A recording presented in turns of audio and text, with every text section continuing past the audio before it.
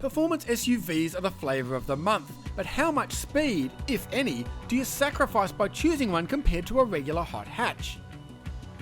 To find out, we put the Mercedes-AMG A45 S and the GLA 45 S head to head on drag strip and track. These two are a perfect comparison, as they use exactly the same engine and drivetrain, except the GLA is a little taller and 140 kilograms heavier.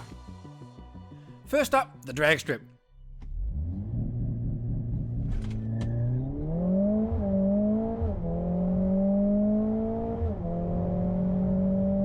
The A45 sets the benchmark with a 3.94 second sprint to 100 km an hour and a 12.06 second quarter mile at 187.03 km an hour. Next, the GLA.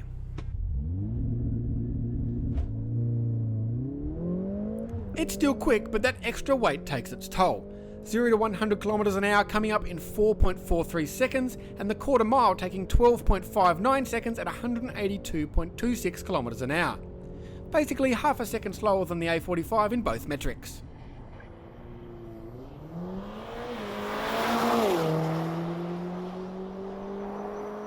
Now let's move on to the racetrack. In this case, the Bryant Park Hill Climb circuit, and a flying lap in each car. Once again, the A45 will go first.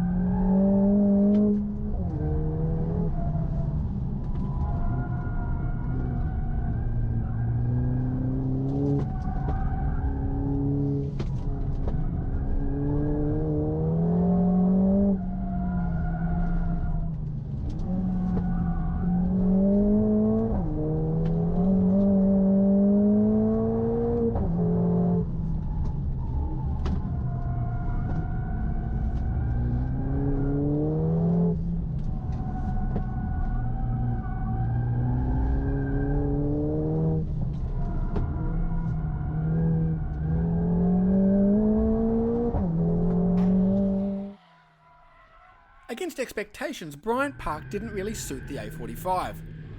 It lacked grip at both ends, oversteering downhill and understeering uphill.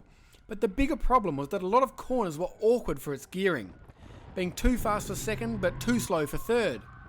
Nevertheless, a 1 minute 1.7 second lap is pretty handy, so let's see what the GLA can do.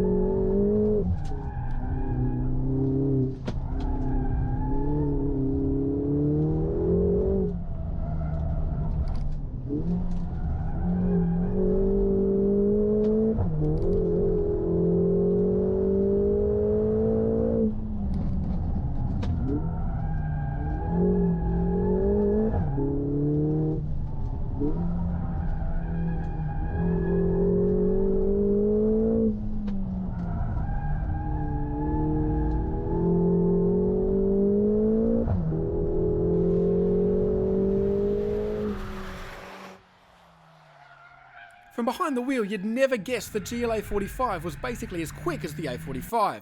It felt heavier, more ponderous and nowhere near as lively, but that's part of the secret. It was more stable at high speed, and while it was slightly slower through the corners, that meant it could use second gear more easily to catapult out of them. So there you have it.